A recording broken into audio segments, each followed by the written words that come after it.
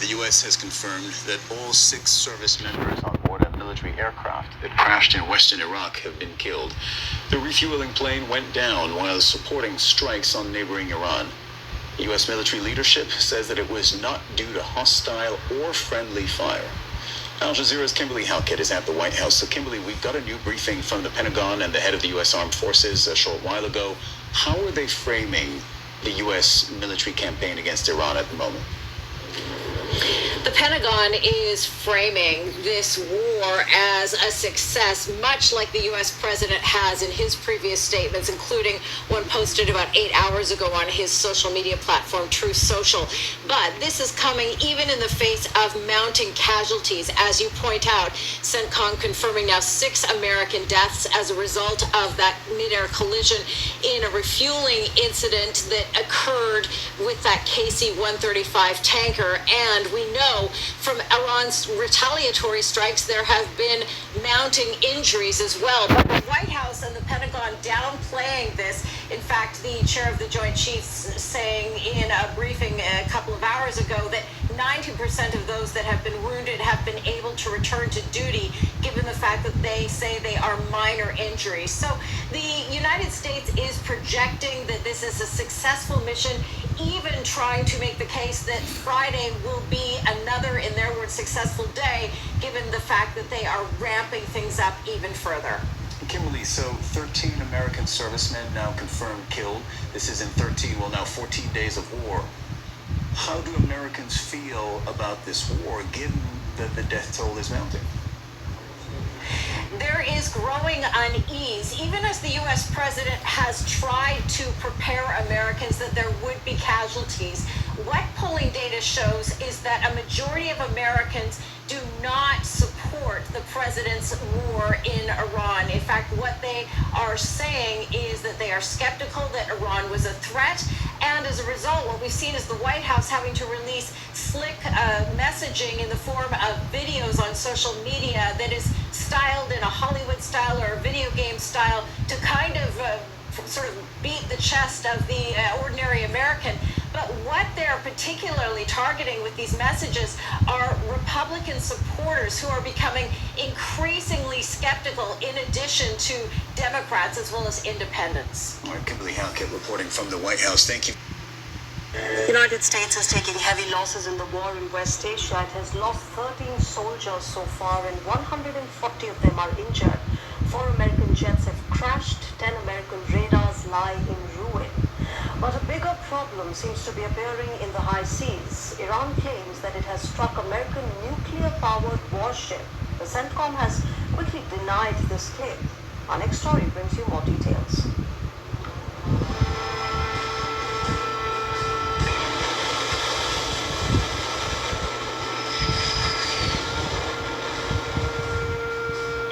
Of the U.S. Navy are facing a trial by fire in the volatile waters of West Asia.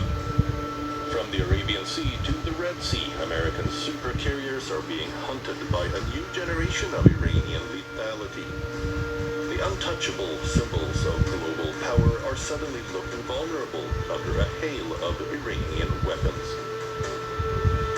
Iranian forces say they targeted the U.S. aircraft carrier USS Abraham Lincoln. Iran's Islamic Revolutionary Guards Corps Navy says that the American aircraft carrier was hit with missiles and drones, rendering it non-operational and forcing its retreat from regional waters. For years, Tehran has repeatedly warned that American carriers are not untouchable. Iranian military commanders have often claimed their missile and drone arsenal is capable of sinking an aircraft carrier operating close to Iranian waters. Anti-ship ballistic missiles, cruise missiles, and swarm drones have all been presented as part of that strategy. The U.S. is pushing back strongly against the Iranian claims.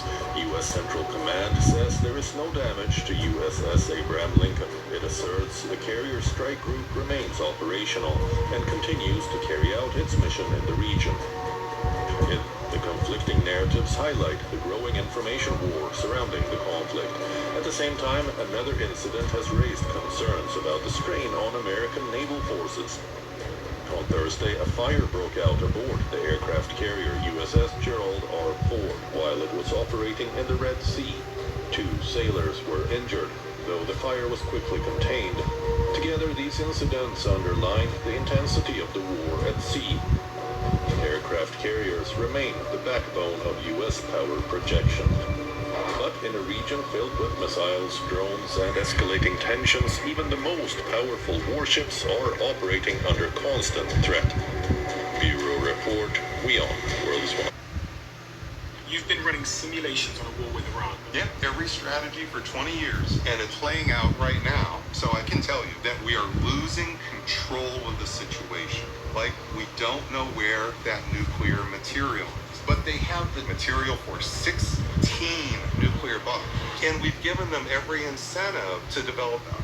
Professor Robert Pape might be the single most important, credible person we all need to listen to right now. The supreme leader that we took out was against nuclear weapons. The new supreme leader, he's way more aggressive. He's advised 2 decades of presidents in the White House. President Trump is really stuck, but he thrives in chaos. And spent 30 years building the curriculum that trains the Air Force for the exact type of war that's taking place now in Iran.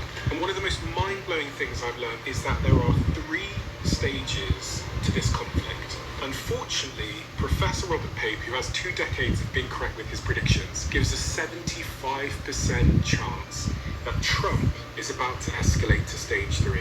In this episode, we're going to explain exactly what this means. This is the book of Revelation, chapter 9 and verse 12. It reads, "One woe is past, and behold, there come 2 woes more hereafter." Revelation 11 and 14. "The second woe is past, and behold, the third woe cometh quickly." And best believe this is what we are witnessing before our very eyes. Shalom, shalom, shalom. Your brother Kahan from the GMS Prophetic Vibration Camp here in Trinidad, with another edification to the power and spirit of Yahweh Ba'asham Yahushai, Ba'asham Makah Kodash. First and foremost, call Halayam La Allah Hayanawa Yahweh Ba'asham Yahushai, Ba'asham Rakah Kodash, Barakata Yahweh, Barakata Yahushai, Barakata Yahweh, Barakata Yahushai, Barakata Yahweh, Barakata Yahushai. Double honors unto the apostles, the bishops, the elders, a great millstone that rule well. Salutation unto the brothers who preaching and teaching the truth through the 4 corners of the earth.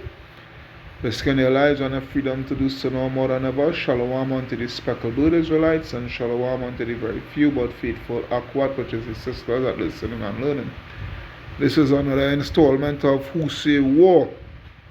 Alright, Who Say War. Alright, and there's where it is. It's war. Alright, it's war. As the scripture say in Revelation, I think is 8. Revelation 8. Bear with me.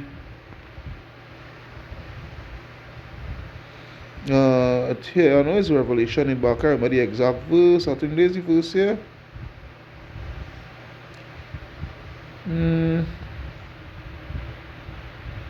Yep, Revelation 8 and 13. I will start from verse 12, where it reads, "And the 4th angel sounded, and the 3rd part of the sun was smitten, and the 3rd part of the moon, and the 3rd part of the stars, and the 3rd part of them that was darkened.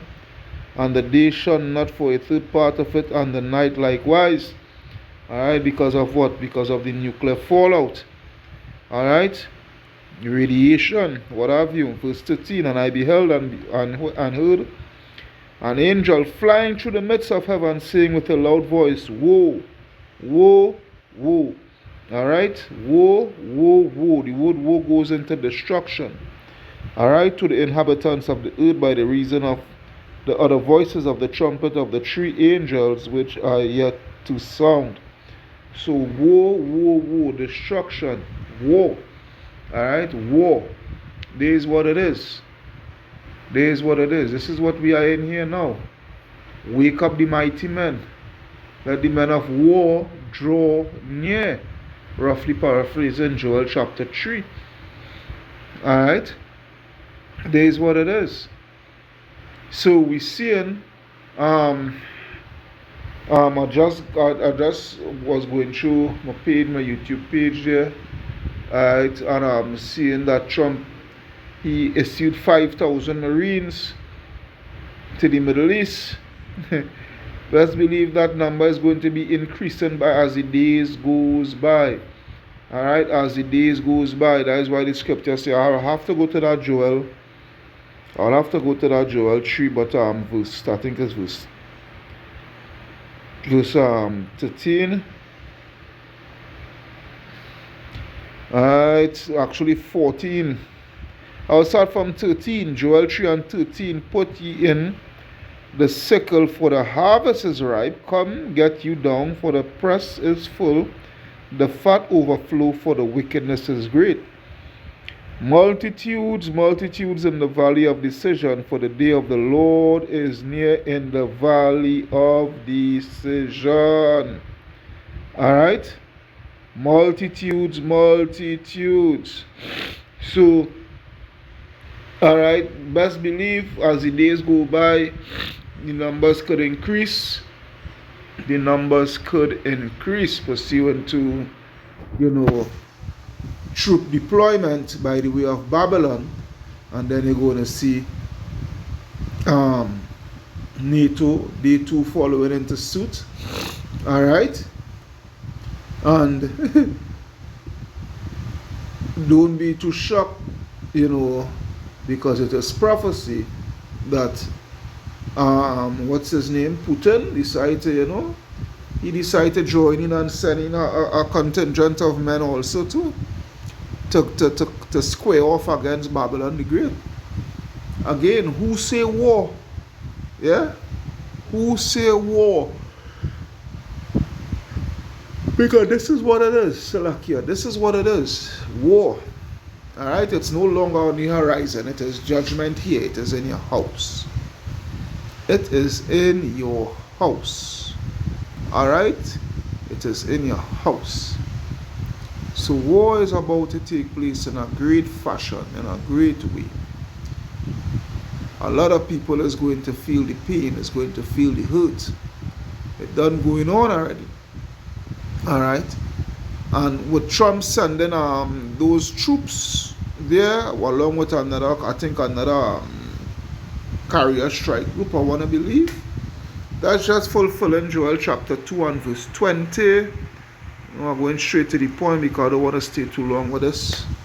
Alright, Joel chapter 2 and 20, where it reads, But I will remove far off from you the northern army, which is America, alright, the northern army, and will drive him into a land barren and desolate, which is the valley of Jehoshaphat in the Arabian desert, with his face towards the East Sea, alright, which is the Persian Gulf, and his hinder part towards the utmost sea, which is the Red Sea. And his stink shall come up, and all his ill savor shall come up, because he had done great things. So what? They're going to lose. Alright? They're going to lose that war over in the Middle East. They're going to lose drastically, They're going to do some hurt, don't get it twisted. Babylon is going to do some hurt, but they're going to lose. And they're going to lose drastically. They're going to lose badly. Alright, they're going to lose badly. So we seeing the troops gearing up. We seeing everything, is coming to a point where we just have to wait for the prophecy of the mark of the beast, which this war could might as well bring about, the mark of the beast. And from there, look out for the missiles. Alright, look out for the missiles. There is where it is. Great judgment is about to take place upon the face of the earth, and World War III is about to, bring it about. Alright, there is what it is. Alright, so hey, it are not getting away from this, man. The Lord have Trump right where he is. Alright, and I would end, as I speak that, I would end it off with this. As I say, I don't want to stay too long. We already know what that's all about, man. We already know. We know, you know. We already know what it is about. Alright? So Jeremiah chapter 51 and 24. Alright? Actually, let me see. No. All this here good, but I think it's Joel chapter 50, Salakia.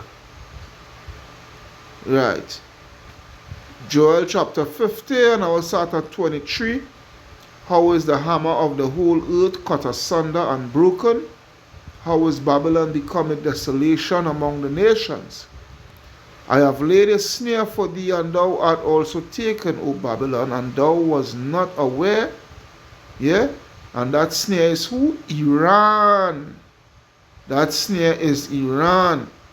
Alright? Thou art found and also caught because thou hast striven against the Lord. So what? The Lord has the right, perfect judgment to take out upon you all by the way of the Russians, Slovakia, and the Iranians, along with the Chinese too. Alright, so that snare, they are fallen right into that trap. All that bravado he is speaking, and we are the best navy and the best this and the best that, and we destroy Iran navy and the air force and you know whatnot, so forth. all lies, and we're gonna see the end result, which is America's destruction. So hey, I hope you all are edified through the power and spirit. Yahweh Hashem Yahushua, your brother Kahan, from the GMS Prophetic Vibration Camp here in Trinidad, signing out. Say, Kal Alayam La Alahaya Nawa, Yahweh Hashem Yahushua, Hashem Rakah Kodash. Double honors unto the apostles, the bishops, the elders, a great milestone that will well. Salutation unto the brothers who preaching and teaching the truth through the four corners of the earth, risking their lives on the freedom to do so no more than ever. Shalom unto the speckled Israelites, along with a very few but faithful, what we say. Shalom.